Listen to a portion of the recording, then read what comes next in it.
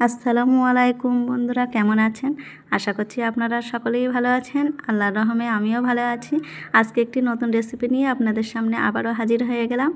দেশি চিংড়ি মাছ দিয়ে আর কি কচুরলতি। তাহলে চলুন বন্ধুরা, রেসিপিটি শুরু করা যাক। এখানে আমি কচুরলতি আগে থেকেই বাছাকোটা করে নিয়েছি।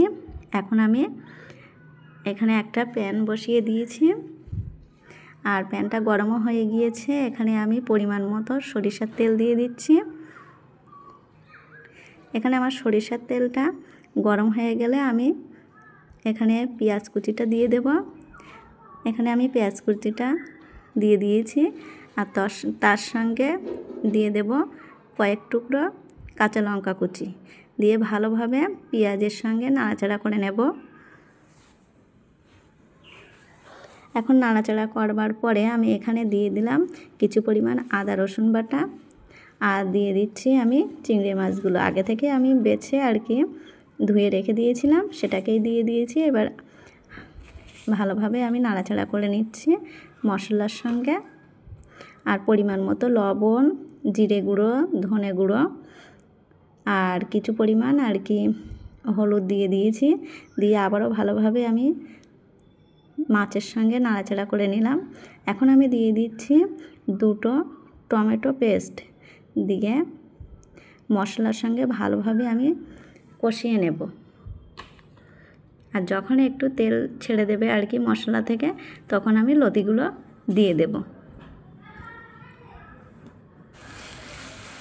এখানে বন্ধুরা দেখুন তেলটা ছেড়ে দিয়েছে। এখন আমি লতিগুলো দিয়ে দেব।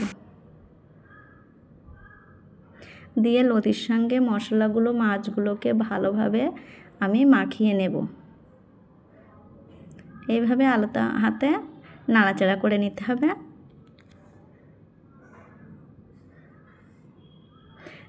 দেখুন বন্ধুরা, এই রেসিপিটা খুবই দুর্দান্ত। গরম ভাতের সঙ্গে যে কি অপূর্ব লাগে, আপনারা না খেলে বুঝতে পারবেন না।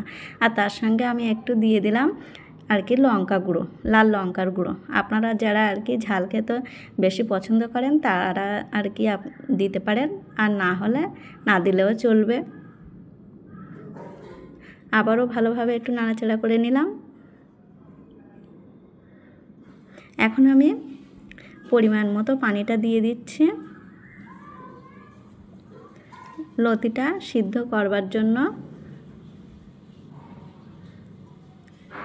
এখন আমি ঢাকনিটা লাগিয়ে দেব, দিয়ে মাঝারি আঁচে সিদ্ধটা করে নিয়েছি। এই দেখুন বন্ধুরা কেমন হয়েছে,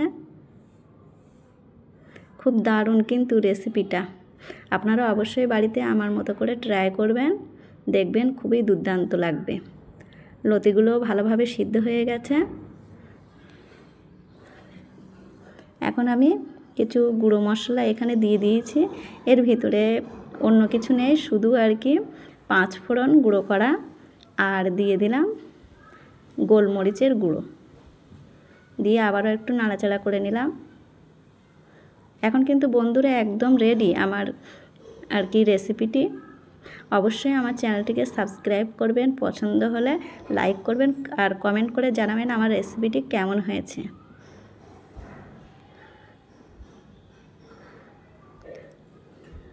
বন্ধুরা আমি শেষে একটু লেবুর রস দিয়ে নামিয়ে নেব।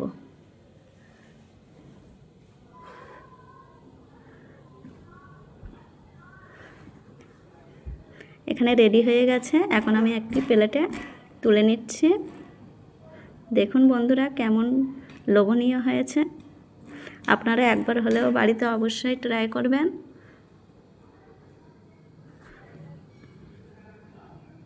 আর অবশ্যই একটা রিকোয়েস্ট করছি যে আমার চ্যানেলটিকে সাবস্ক্রাইব করবেন। তাহলে এই পর্যন্ত বন্ধুরা।